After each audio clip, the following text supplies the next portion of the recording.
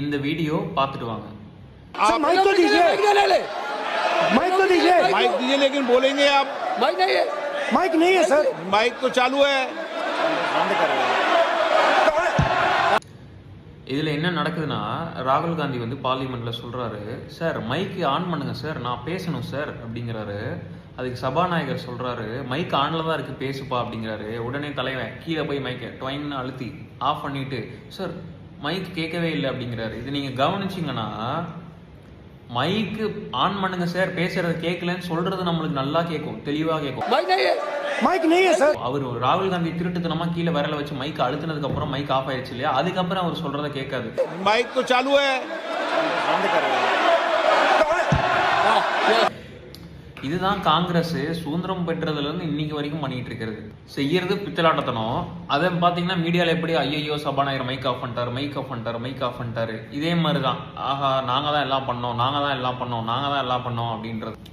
இதுதான் காங்கிரஸோட உண்மையான லட்சணம். இதுக்கு தான் காங்கிரஸ் வந்து பல வருஷமா ஓரமா உட்காந்துருக்கு. ஈழத்துக்கு துரோகம் பண்ணிட்டு நாங்க பண்ணவே இல்லை அப்படின்னு திமுகவை கை காமிக்கிறதும், திமுக காரன் உங்களை கை காமிக்கிறதும் தான் பல வருஷமா நடந்துட்டு இருக்குல்ல.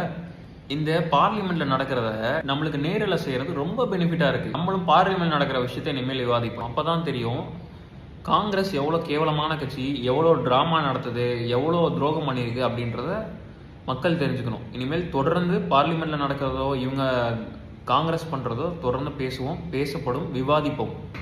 ஸோ வியூவர்ஸ் சொல்லுங்க, ராகுல் காந்தி இப்படி பண்ண 420 தனத்துக்கு இது பேர் வேற என்னன்னு சொல்லுவீங்க அப்படின்ட்டு. இந்த வீடியோ பார்த்துட்டு வாங்க. माइक तो दीजिए, माइक तो दीजिए। माइक दीजिए लेकिन बोलेंगे आप। माइक नहीं है, माइक नहीं है सर। माइक तो चालू है। बंद कर रहे हैं। இதில் என்ன நடக்குதுன்னா, ராகுல் காந்தி வந்து பார்லிமெண்ட்டில் சொல்கிறாரு, சார் மைக்கு ஆன் பண்ணுங்க சார், நான் பேசணும் சார் அப்படிங்கிறாரு. அதுக்கு சபாநாயகர் சொல்கிறாரு, மைக் ஆனில் தான் இருக்குது பேசுப்பா அப்படிங்கிறாரு. உடனே தலைவன் கீழே போய் மைக்கை டொயின்னு அழுத்தி ஆஃப் பண்ணிவிட்டு, சார் மைக் கேட்கவே இல்லை அப்படிங்கிறாரு. இது நீங்கள் கவனிச்சிங்கன்னா, மைக்கு ஆன் பண்ணுங்க சார், பேசுறது கேட்கலன்னு சொல்றது நம்மளுக்கு நல்லா கேட்கும், தெளிவாக கேட்கும். माइक नहीं है सर। அவர் ராகுல் காந்தி திருட்டுத்தனமா கீழே விரல வச்சு மைக் அழுத்தினதுக்கு அப்புறம் மைக் ஆஃப் ஆயிடுச்சு இல்லையா, அதுக்கப்புறம் அவர் சொல்றத கேட்காது. माइक तो चालू है। बंद कर रहे हैं। இதுதான் காங்கிரஸ் சுதந்திரம் பெற்றதுல இருந்து இன்னைக்கு வரைக்கும் பண்ணிட்டு இருக்கிறது. செய்யறது பித்தலாட்டத்தனம். அதை பாத்தீங்கன்னா மீடியால எப்படி ஐயோ சபாநாயகர் மைக் ஆஃப் பண்ணிட்டாரு, மைக் ஆஃப் பண்ணிட்டாரு, மைக் ஆஃப் பண்ணிட்டாரு, இதே மாதிரிதான். ஆஹா நாங்க தான் எல்லாம் பண்ணோம், நாங்க தான் எல்லாம் பண்ணோம், நாங்க தான் எல்லாம் பண்ணோம் அப்படின்றது. இதுதான் காங்கிரஸோட உண்மையான லட்சணம். இதுக்கு தான் காங்கிரஸ் வந்து பல வருஷமா ஓரமா உட்காந்துருக்கு. ஈழத்துக்கு துரோகம் பண்ணிட்டு நாங்க பண்ணவே இல்லை அப்படின்னு திமுகவை கை காமிக்கிறதும், திமுக காரன் உங்களை கை காமிக்கிறதும் தான் பல வருஷமா நடந்துட்டு இருக்குல்ல.